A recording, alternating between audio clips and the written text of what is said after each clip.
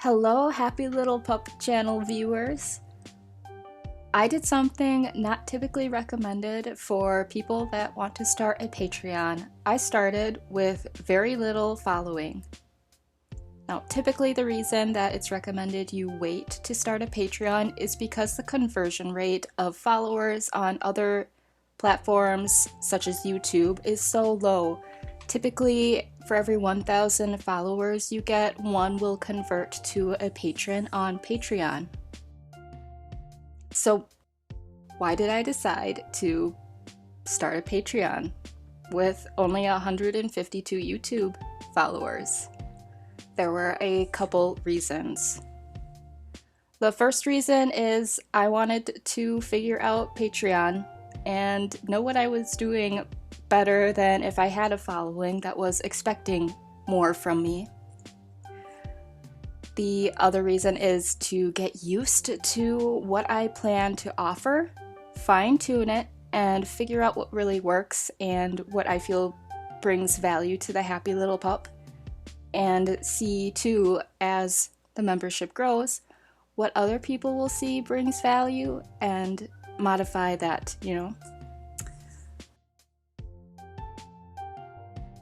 Figuring out how to fit it into my schedule so it wouldn't be so overwhelming. Those really were the main reasons for why I started a Patreon against the recommended number of followers.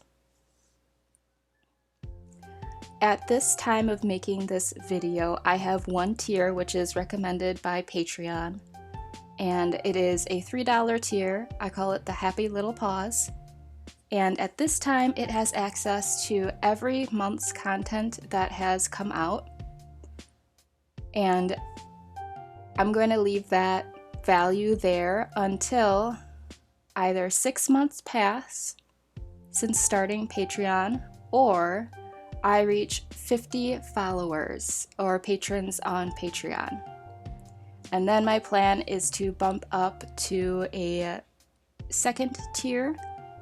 That one will allow for access to all of the past Happy Little Pup posts. And then the Happy Little Paws tier will then become a tier that has access to that specific month's content. Right now, my focus is on digital offerings. I offer digital desktop wallpapers featuring the Happy Little Pup, as well as a smaller digital download that was typically really good to use for your phone wallpaper. I've also offered a coloring book page. I think that's really neat, and I do think I plan to continue offering that. Something else I've thought of offering in the future is a sort of emote.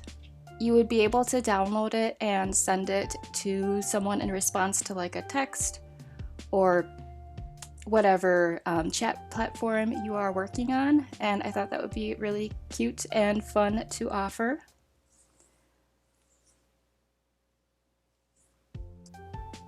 Something that I see other YouTubers offer to their patrons is they will list the names of those that are members on their the end of their YouTube video. To me, I personally, if I was a patron, wouldn't want that, so I'm not offering it, but I am curious if there was an interest down the road, and I would certainly do that for those that wished it.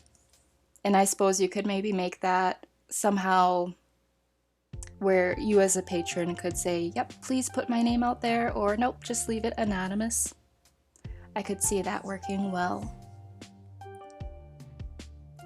I do know some Patreons will send out physical mail, but at this time it is my priority to not have a lot of materials here, and to try and keep it simple and not worry too much about figuring out how to outsource all of that.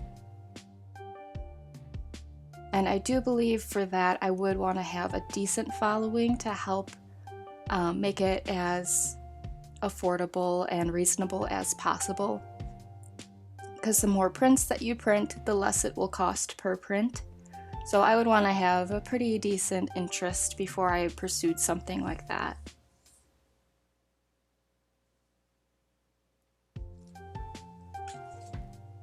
6 months from the time that I started Patreon will be in June, so it'll be neat to check back in and see how much it's grown. And I'm really excited too for having these ways to keep me accountable with this art journey and showing up and making different sized canvas pictures of the happy little pup and having some sort of intention behind it. So far, it's been very doable. I've made desktop wallpapers through April, as well as phone wallpapers. So that was really exciting because I was definitely concerned that this was going to be a bit overwhelming to, do this on top of making YouTube videos, TikToks, and Instagram posts.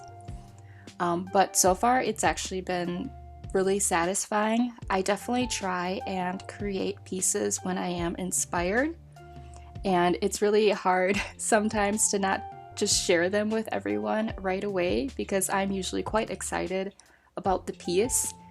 So having some impulse control and a purpose for waiting has really helped curb those, look at what I did of the happy little pup, look at how cute she is, need to share. And I think that that is great, and I really appreciate having self-discipline in that regard. It definitely also helps keep anyone from feeling oversaturated with the happy little pup. I certainly sometimes feel that way about creators, or if I just scroll their content after a little bit, I'm like, okay, that's too much. So this just helps prevent that from happening without you specifically seeking an overdose of happy little pup content.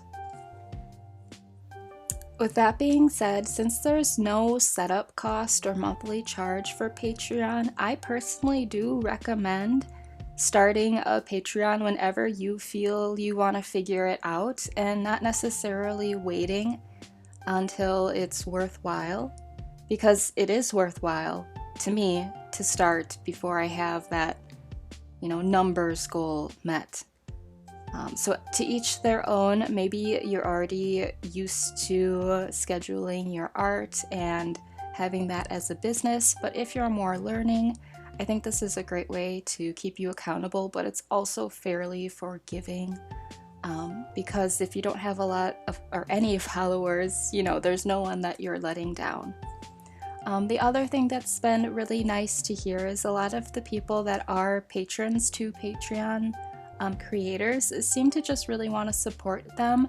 So it seems like it is a very supportive environment, and it's not very toxic or trolly where people are like, hey, I didn't feel I got my money's worth. They're just like happy with whatever you put out there.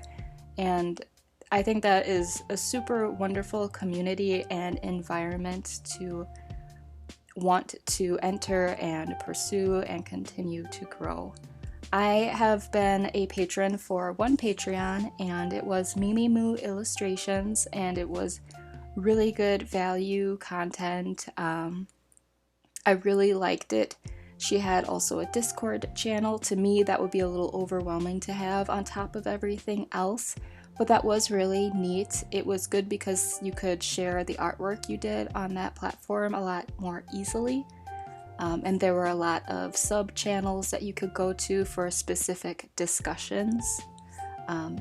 It was a really good experience of that. That is also kind of what made me go like, well, I want to try and start to figure this out. I think that's all that I have. Have you started a Patreon before the typical recommendation?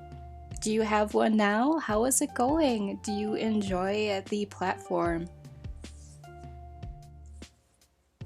Until next time, this is the Happy Little Pup Creator. Have a great day.